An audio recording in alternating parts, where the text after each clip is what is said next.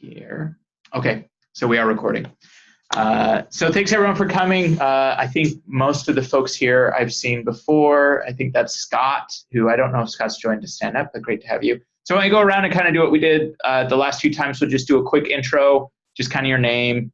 And then if you haven't joined before, if I'm not already aware of kind of the topic that you're going to be talking about, you can just say kind of like this is either like, hey, I just joined to listen, or if there's a specific feature that you're interested in. So I'll start. So I'm Jeff. I work at Microsoft, managing the team here that's doing some KEDA stuff. And we also have Anirudh, who's here. I don't know if you want to say a word on it. Yeah, I'm Anirudh, also from Microsoft in the functions team and work on KEDA. Right. I don't see Daniel on the call yet, so we'll skip that.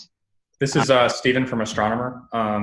Daniel's got me involved in this meeting, so I think we might be working together on some stuff. Awesome, cool. And we'll do a roundtable in a second for like any updates as well. So I'll just switch this to Astronomer then for now. Tom's not able to join today. Ahmed just joined. I don't know, Ahmed, if you want to unmute for a second, just quickly introduce yourself. Sure. I'm Ahmed. I work for Microsoft. I work with Jeff, the serverless team. Great. My dev. I don't see Lance, but I see Lucas. How's it going, Lucas? Hey, Lucas from Red Hat, working on Knative and just listening. Perfect. And then Mel. Hi, I'm Mel. I am on essentially the cloud native tech domain team in Microsoft CSE. Great. And Mel had been working on the Azure Monitor Scaler, which I'm sure we'll get to here in just a second. Sandra? Hi, I'm Sandra from IBM. I'm mostly here just to listen. Great. Thanks, Sandra. And then Scott, I see you live edited HackMD. I don't know if you want to unmute as well. Hey, howdy. Scott Nichols from VMware. I work on Knative, mostly focused on sources and do a lot in the cloud event space. Great. And then Stephen and Ashara. So Stephen, I'll let you go first. Hey, Stephen, you went from Astronomer. I'm sorry. Yes, yours was there. So it's just Ashara then. Hi, I'm Ishan. I work for Bupa, and I worked on that blob scaler. So I just want to send some sample, which is I will send a pull request probably today. Perfect. Great. Awesome. So that's everyone on the call. So we've got some agenda things here. There's a few others as well, especially as I look at the last action items. And since Scott's on the call, we did things around like duck typing and whatever else. So why don't we just go around? We'll use the order of the list here.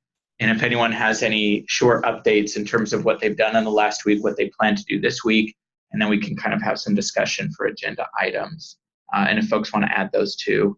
And it looks like Rajasa actually just joined as well. So Rajasa, I'll let you quickly introduce yourself too.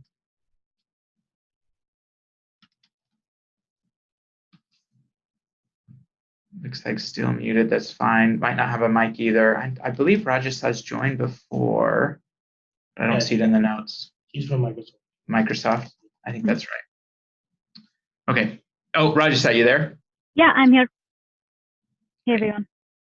Hey. Okay, so, and Rajasa, were you working on the Event Hub stuff? Is that right? That's correct. I was working on the Event Hub scaler, but I've got more updates on the Kafka trigger scaler this time. Oh, very cool. Okay, so we'll start with the order here of the attendee list. So I'll start in terms of updates.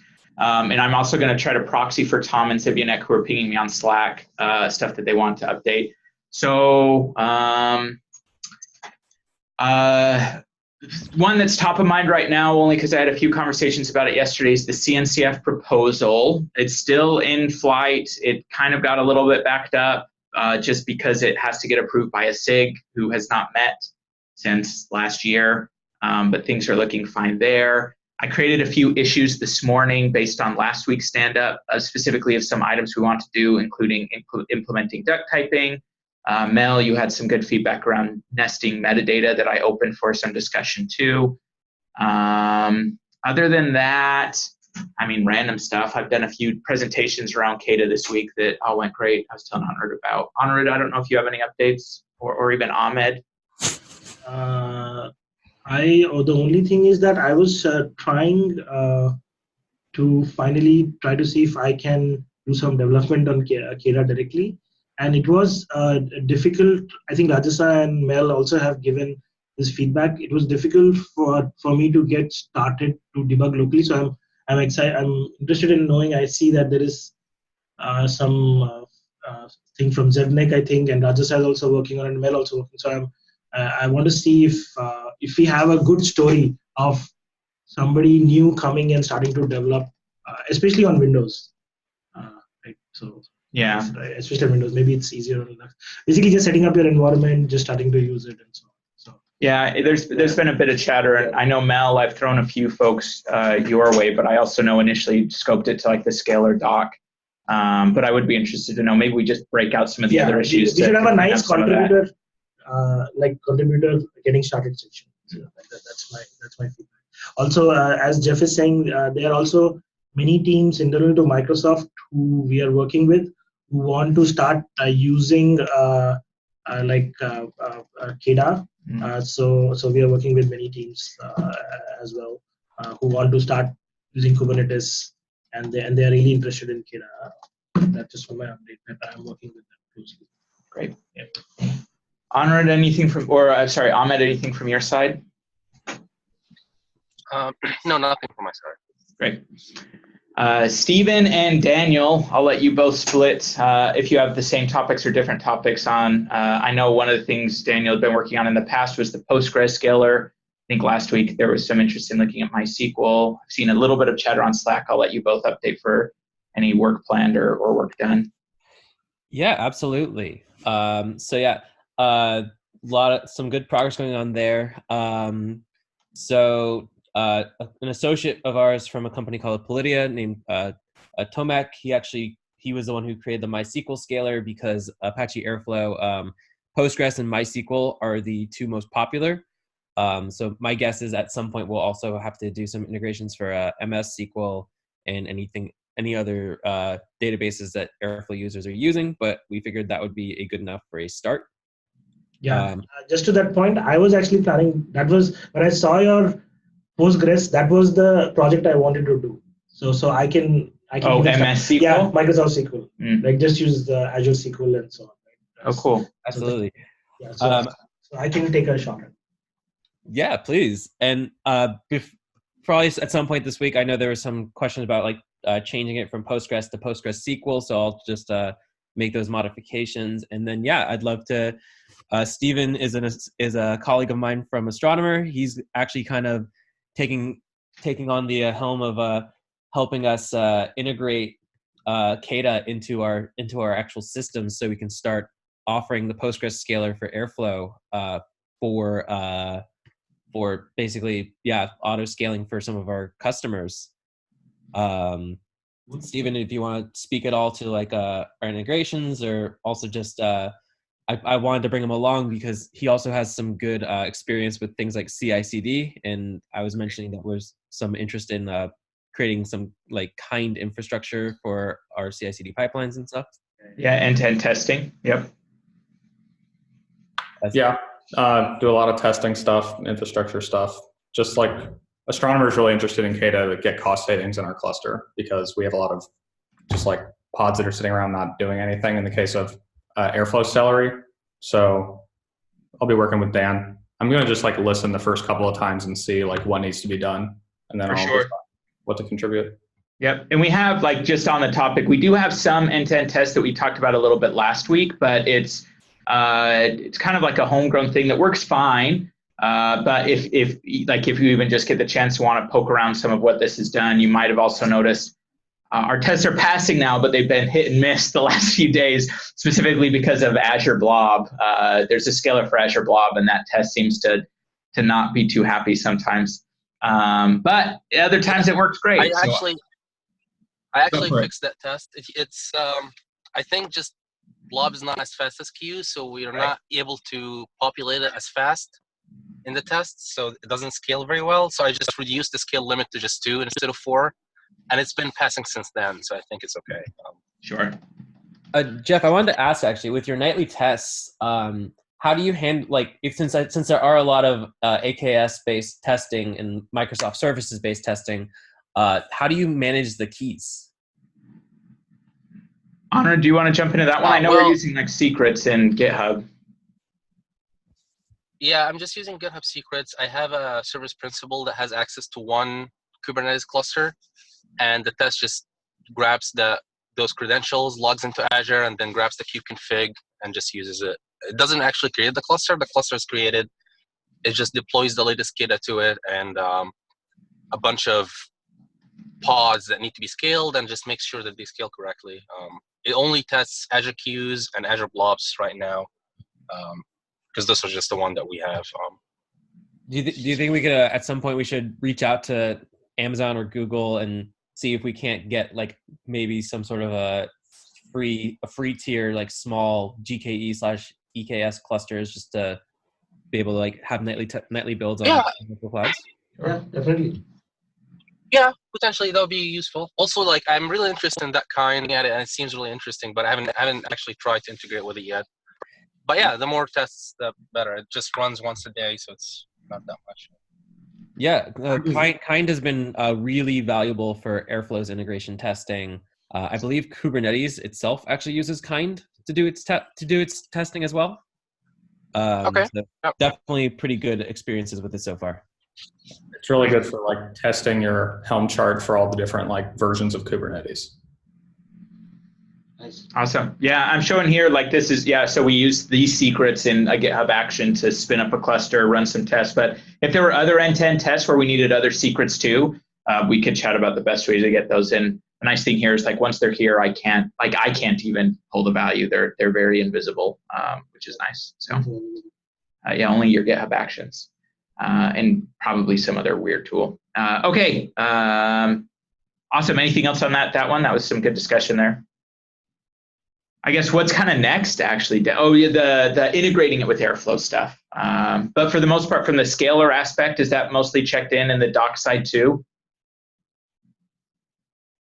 Sorry, what? For like, is there any more work you're planning to do on like KEDA scalars around Postgres or MySQL? Or are they pretty set now? And then I was curious if the docs got finished too, because I know that was a to-do item on the. Last week. Yeah, so I did the docs. I don't know if I don't know if that PR got merged. And I know that there was a comment, I think it was from Tom, about changing it from Postgres to PostgreSQL and changing the variable name for connection. I could probably do that today, just to kind of clear it up so that it's ready for 1.2. Sure, great, awesome. Okay, Lucas, anything from your side?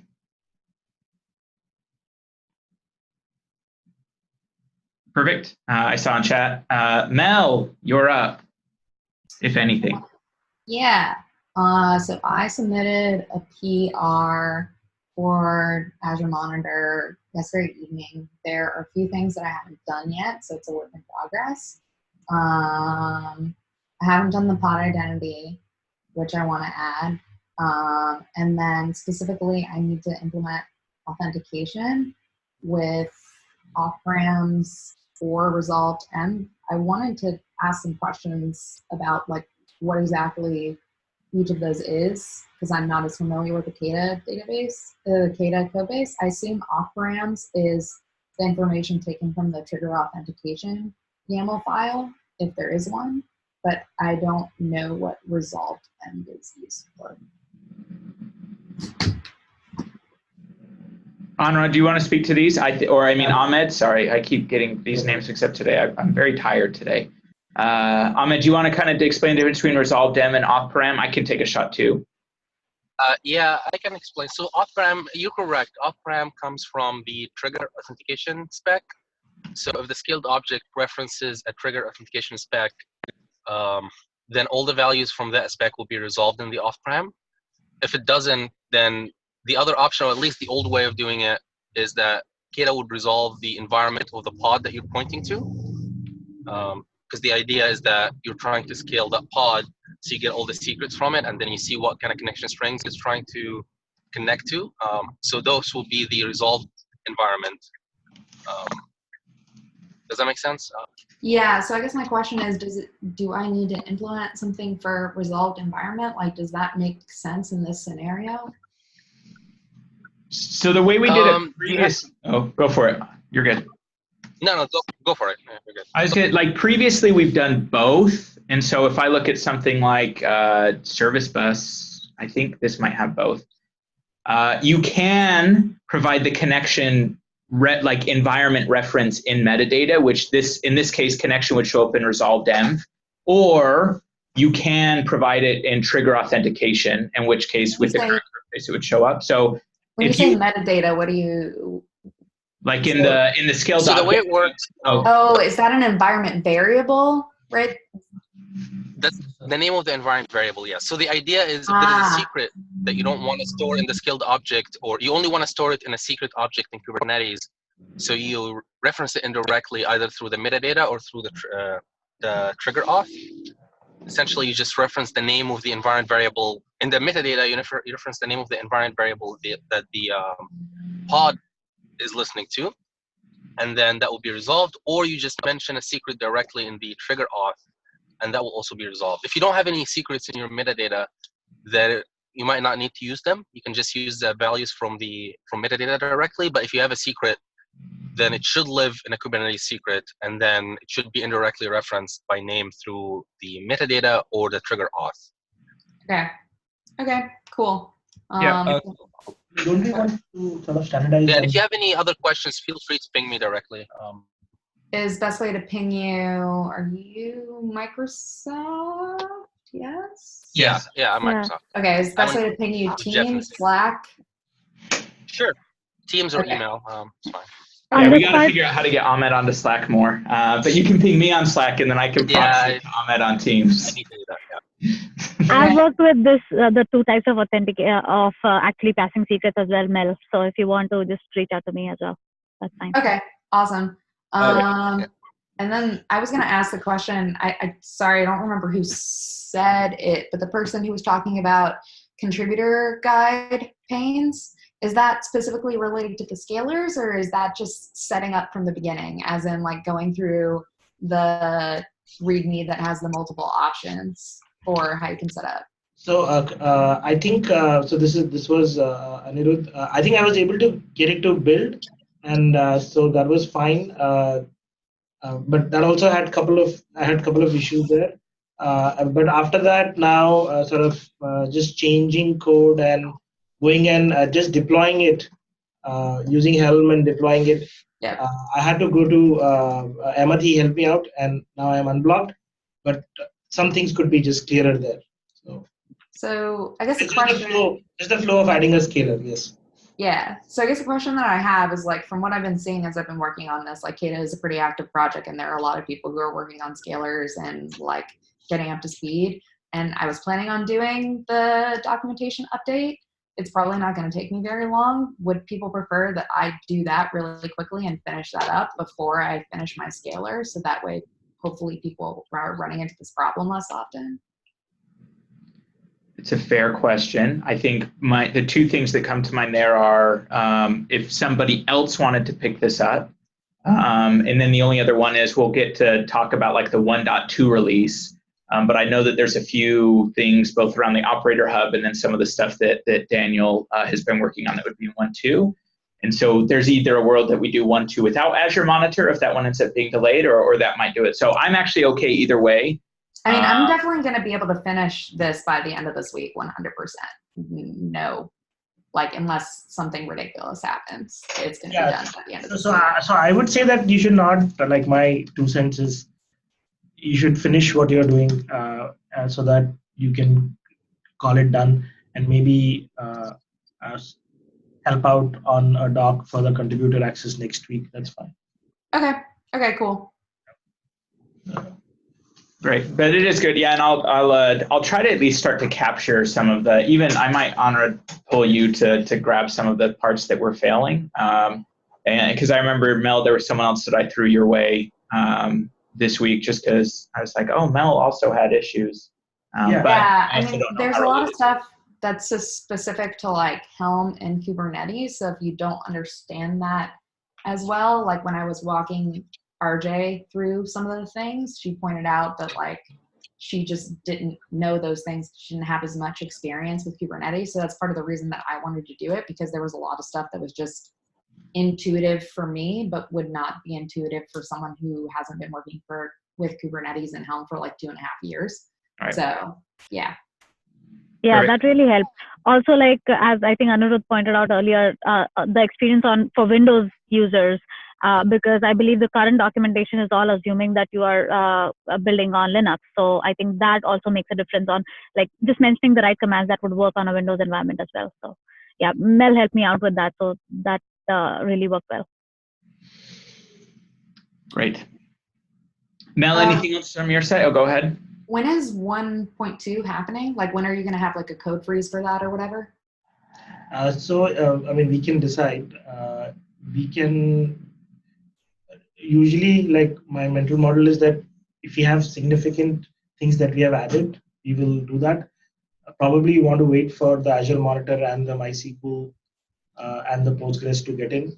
So MySQL and Postgres are in there. I know the only other one I'm aware of, because this Event Hub one was in the last release. I think the last release was right around, right after the Event Hub ones. Then there's something around the Operator Hub that Sibunik was holding out for. So I think, honestly, I'd be curious, Daniel, are you okay in the mode where it's at right now, where you have it working, but it's not checked into an official release, or would it be beneficial to you if we got that release out ASAP? I think it would be beneficial to get it out in a release. It would definitely be ideal to get it out in a release, and I can address the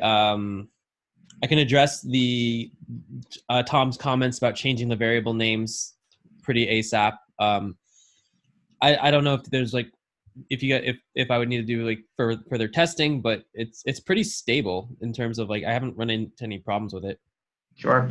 And I also don't want, like, the other thing, it's okay if we do a number of releases. And Mel, I also don't want you to feel like, hey, we're all waiting for this PR aspect to it too. So I'm almost wondering if we should just cut a release today, make sure the tests all passed yesterday, which they just did, cut a release today of 1.2, and then we can do 1.3. Like we can talk about it next stand up. Maybe we do 1.3 next week, or we do 1.3 shortly after, or whatever. And that way we're not feeling like if there are any feedback with the PR that we're like, oh, we've got to get this merged in though, so we can do 1.2. Yeah, I mean, either way is fine for me. Like I said, I would appreciate more eyes on the PR, because I know, for example, like Tom doesn't have tons of Go experience, and I don't know who to reach, who would be good people to review these scalars.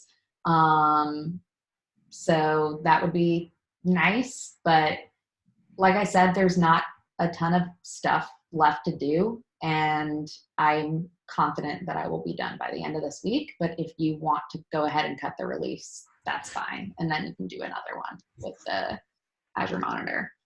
Great. Let's put on that then, and that is good. I'll flag. So Ahmed would also obviously be good, but I can even, like, folks on the call who've had experience with scalars, whether it's Rajasthan, Daniel, myself. Yeah.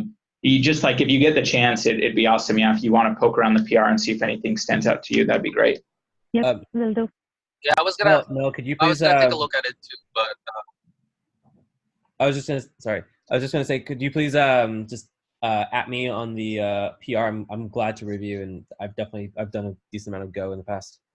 Okay, what is your? It is D Imberman. Got it. I'll paste it in too. Anyone else want me to add them?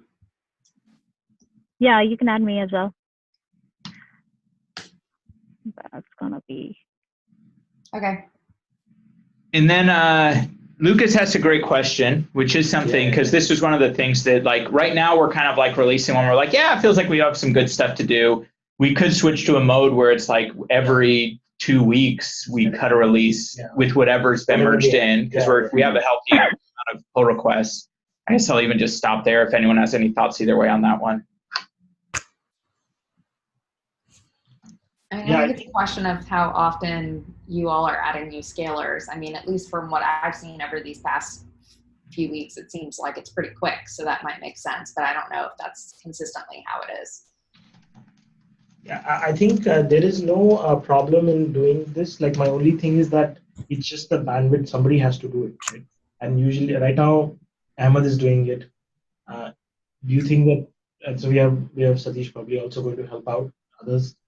But if you get more people to also help out or making it completely automated, then Yeah, and for now at least, where like there is a fair bit of activity happening, we have a failure. I wonder if at least for the next like 3 months, we create a release calendar, which we document, which is like, hey, like we're going to do one, code lock as of 1:30, and then in release of whatever. Like I can work with you on that, and we can sort it out. But I think it makes sense so that it's at least more clear to folks contributing when releases will go. And it's possible if things slow down, we don't need to force ourselves to do a release if like there's not a lot there. But I think for the next month or two, I think it's a great point that if you have that clarity of schedule, which is on the,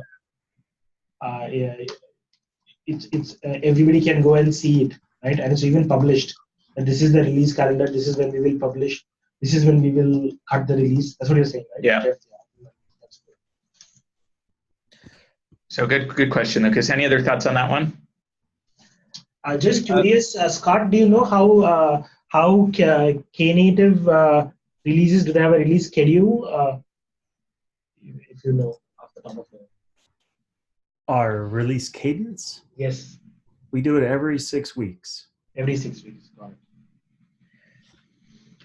it. One thing I was just kind of wondering about is like, especially like since it seems like people make these scalars pretty quickly, is if we can, along with like the documentation on how to make a scalar, maybe kind of so I know like if we could like kind of codify what variable names need to be, like if we have more of a code around that, because one thing that I would want to avoid is any situation where someone has to like change the API after it's been released. Got it. Do you mean like if you want, like if you're in the state you are now where it's like, hey, I have a build of the KEDA image that includes the scalars that I want to use. This is the way I would deploy that so that I can use this kind of like pre-release build, or were you getting at something else? So what I'm getting at is like, so right now I'm gonna go back and kind of change some of the names of the variables because I was using constring instead of connection, and the name connection is more common than the difference the other scalars. Yeah, I think all you're saying is that in the contribution guide that we have for scalars, we also basically codify how those properties of, if there is some standard that we want to follow for our scalars, what those attributes or properties should be, right? Because that keeps coming back. Somebody will call it con, somebody will connection string. And if you want to standardize that, you should also codify that. Yeah, that's what you were getting at. Yeah, it's like, hey, we should have like a naming convention or just some guidance so that when folks contribute, they're like, oh, this is how other scalars name variables or name properties. Exactly. Like the big thing I want to release is the big thing I want to avoid is minimizing any form of breaking releases. Sure. Yeah. So yeah, if somebody accidentally does the wrong thing, then we're like, oh, you need to change it, and now we need to break this scalar because you're changing it. Exactly. Yeah. Have you considered using scalar implementations that are webhook based so that you don't have to do a release of KEDA to get the new one? So we have this today in that we have a way that KEDA can call, it's called an external scalar, which uses gRPC to kind of talk to anything. So in fact, there's a scalar that works with a tool called durable functions that you just deploy in versions separate from KEDA. We talked about at one point, like, should we make all scalars external things? But I think the thing that held us back is like, we didn't want too many containers that all got floated around that people had to version independently. So it's an option today, but it's not necessarily just something you can opt into per scalar. What if you did it as a sidecar in the main KEDA deployment? And we could. It's just a measure of like how many sidecars and then how do you version them. Like do we deploy all the scalars that I'm showing here plus the 3 that just got merged in? So like there's 23 sidecars. That's kind of where we kind of stopped this last time. Yeah, I would say from just like a personal standpoint, like one of the things I've loved the most about KEDA has been its simplicity in deployment. Just a single pod ready to go. And I think also by trying to keep things within the project, it like the adding more scalars doesn't add any extra complexity to KEDA itself. Yeah. And it kind of forces a level of it forces a standard. Yeah, I mean, this is just like a. Also, have you guys been using Co? KO? Co, yeah. My fork of KEDA has removed a lot of the build steps, and I just use Co to deploy it. It's awesome. I have not used Co. I've read about it, which is why I knew it was KO, but I haven't used it. What's Co? It's an auto image creator, so it imagifies it like does the Docker build step, but it doesn't use Docker at all. So I don't have Docker installed on my laptop, and I do deployments to Kubernetes all the time. Oh, cool! That sounds fantastic. Yeah, it's awesome. I'll send a link. Yeah, that sounds amazing. Maybe even I don't know, open an issue. One thing I've been looking into, I'm going to look into this. This looks awesome. Thank you. So Co is how Knative does deployments and releases. Okay. We actually use this tool to release everything. That's beautiful. Great. Emma, did you know about this? I don't know if Emma. No, I haven't heard of it before. I'll check it out, definitely. Looks interesting.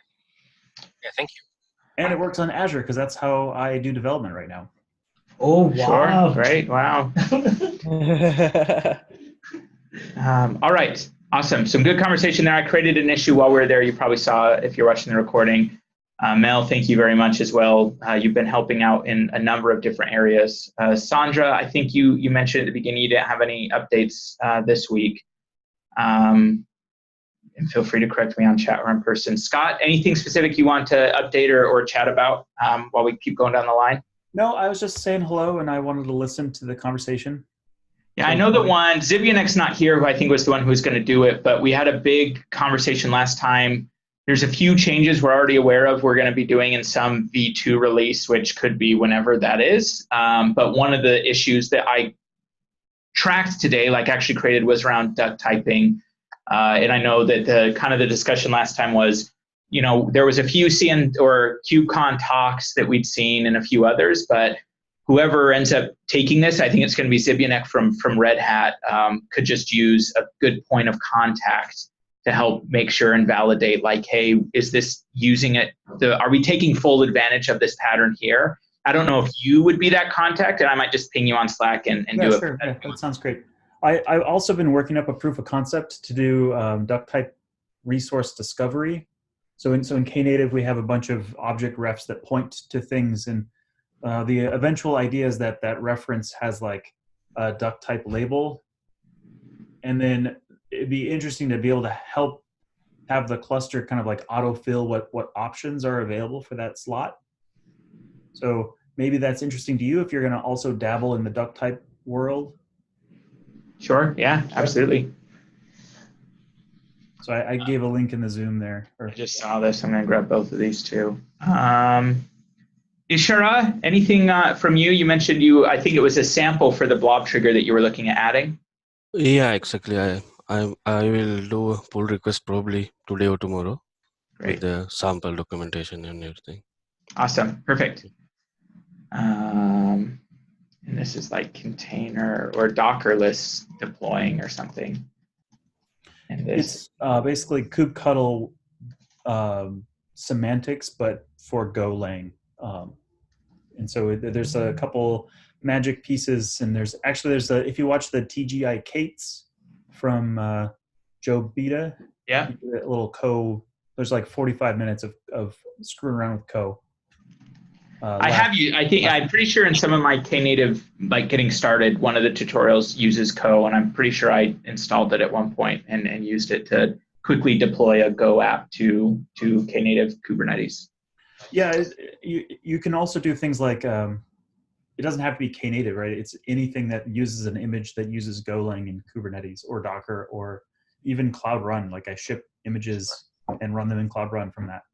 Very cool. Yep. So is it only Go based though? It's only Go based, and there's a few other things that are in progress, various languages, but Go is it's Kubernetes Go. Gotcha. Got it.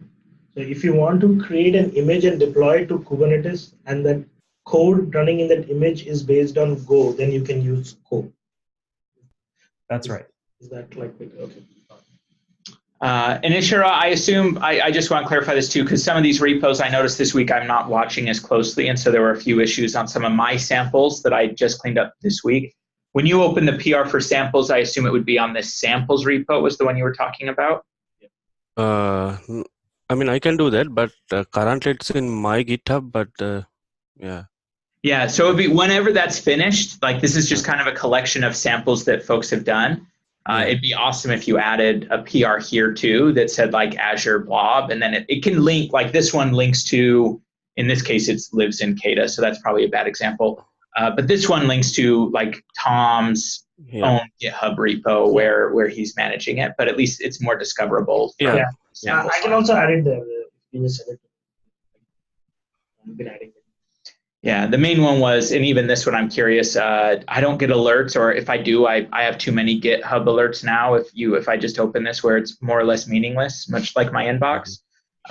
So just ping me if you're seeing a PR is not making progress on one of those ancillary repos, and I'll look at it. Sure, thanks. Okay, Rajasa, sorry, I know we've gone for a bit today, but thanks for being patient. Anything from your side?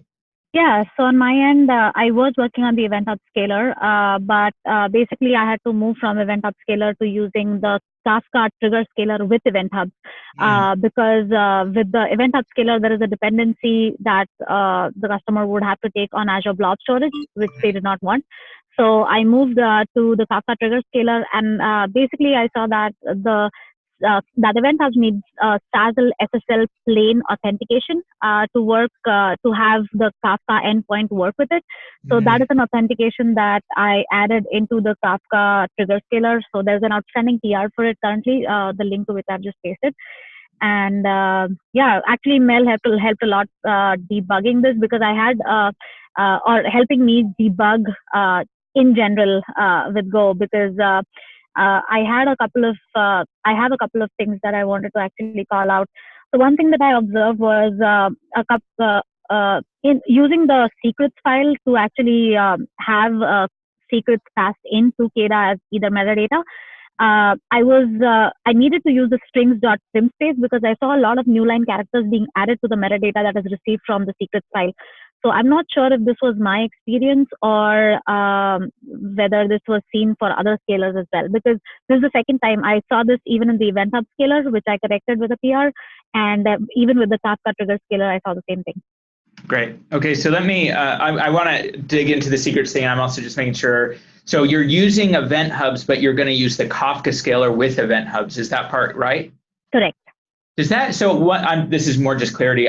One of the reasons, or one of the things I ran into issues with this might have been almost a year ago at this point, was that like the reason the Event Hubs one requires a storage account is because Event Hubs doesn't manage checkpoints for you, but Kafka does. Like Kafka will create a little state for you to manage the checkpoints.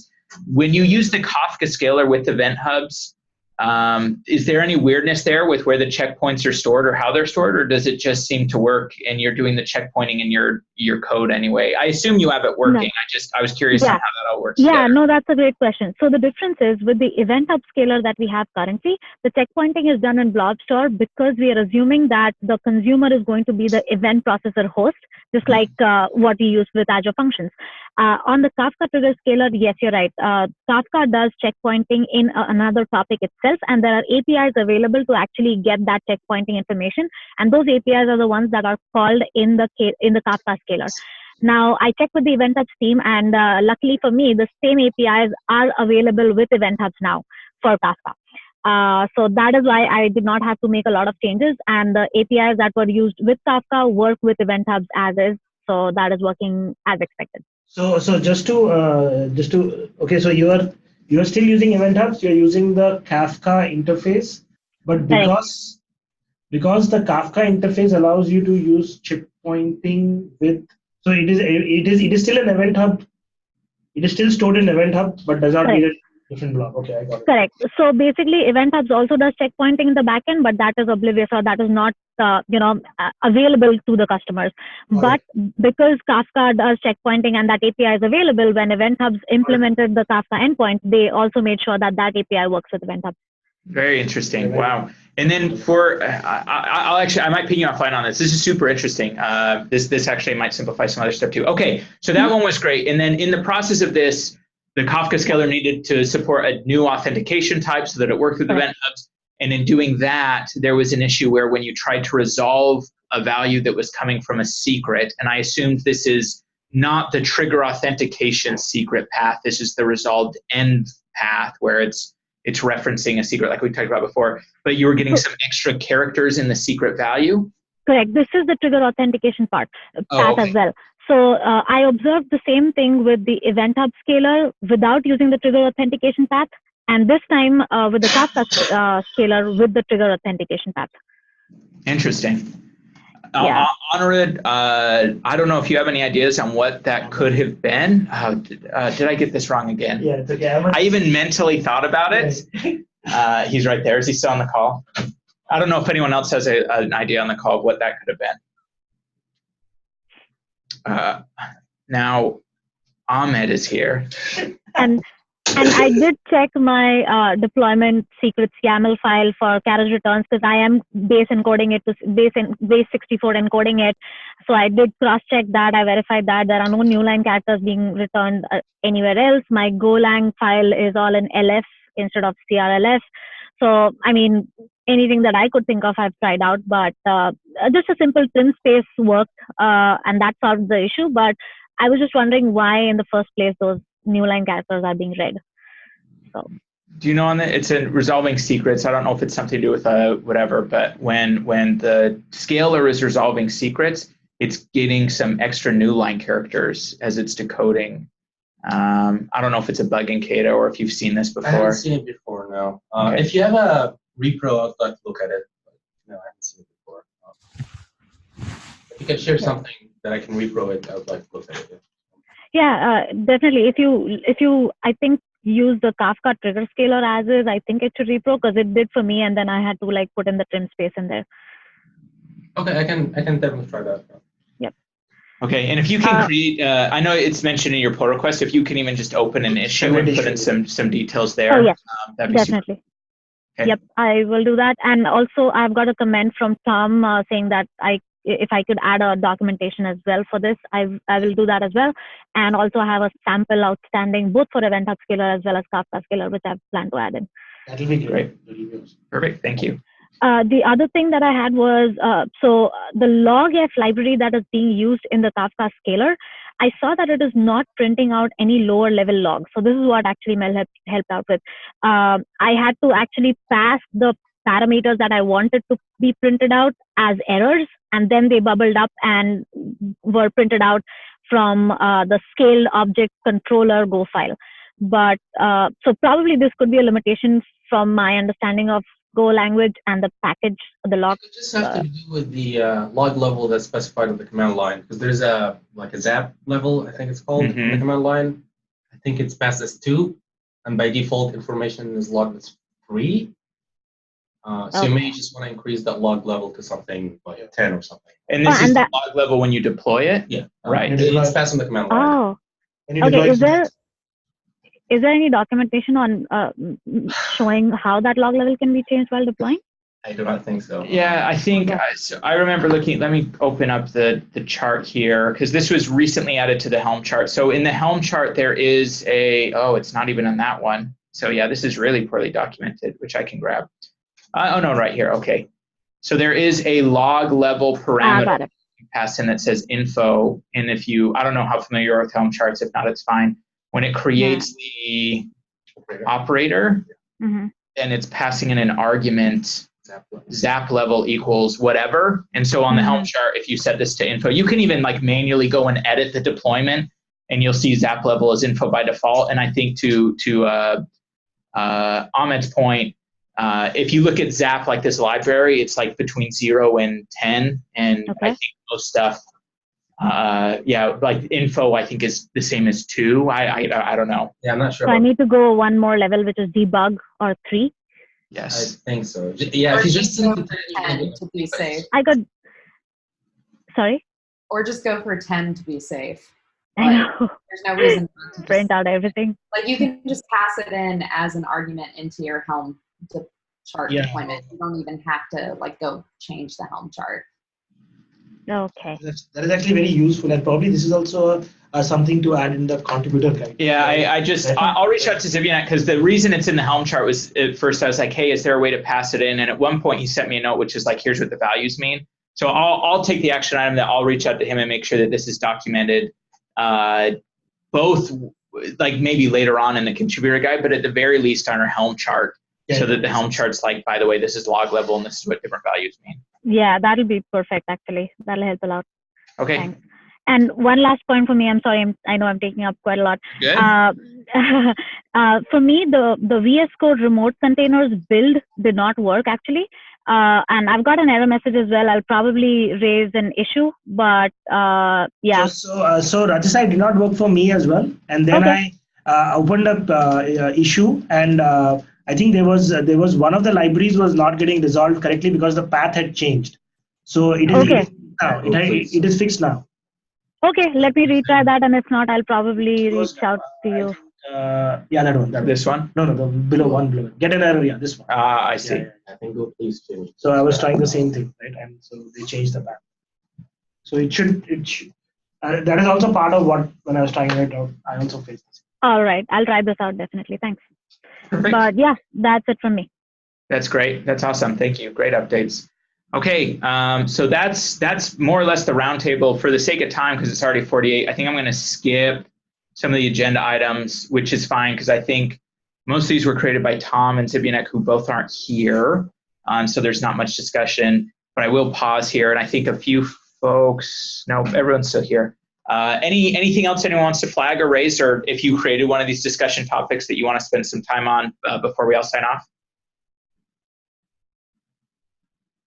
Okay, all right, I assume we're good then. So thanks to them for joining, really good discussion. I'll post the recording of this and then we will chat again next week.